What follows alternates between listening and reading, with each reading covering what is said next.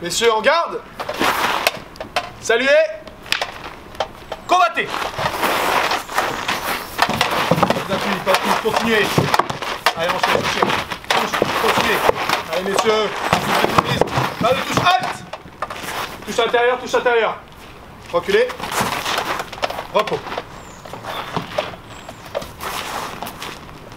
KRE, bienvenue sur cette première vidéo de notre série AMHE de la chaîne Histoire d'aimer.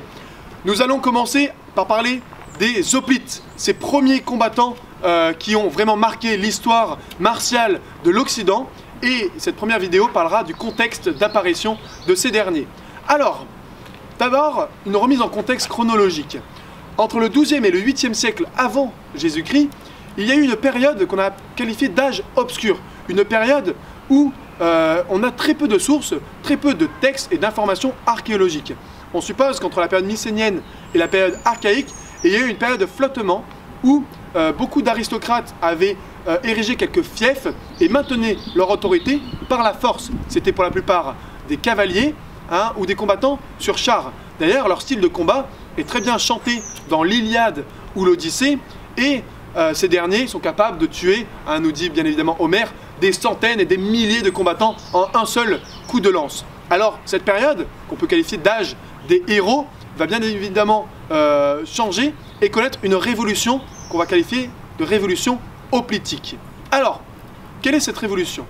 Au 8e siècle avant Jésus-Christ, les paysans qui travaillent la terre en Grèce, il y avait très peu de terres agraires, vont décider de se réapproprier ces dernières qui étaient mises en pâturage pour les chevaux des aristocrates. Ces paysans vont se grouper, adopter un système martial très particulier qu'on appelle la phalange, dans lesquels ils se battent en formation serrée, avec la lance et le bouclier, et ils vont finir par vaincre les aristocrates. Grâce à l'apparition de ce combat hoplitique en phalange, les paysans vont pouvoir fonder des cités-états, la police, qui donnera en français d'ailleurs le mot politique.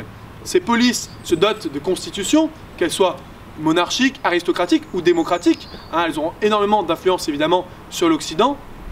Et ces paysans, bien évidemment, vont, après leur autonomie politique, prendre une autonomie culturelle et économique phénoménale qui favorisera bien évidemment le miracle grec. Alors l'hoplite n'est pas figé dans le temps, il apparaît au 8e siècle avant Jésus-Christ et il disparaît à la période hellénistique, entre le tournant du 4e, 3e siècle avant notre ère. Et justement, cette série de vidéos parlera de leur équipement, l'évolution de cet équipement, les différentes techniques de combat, les sources que l'on a et l'impact qu'a eu l'hoplite sur l'Occident. Donc, période archaïque, période classique, période hellénistique, c'est parti pour le combat hoplitique. Merci d'avoir regardé.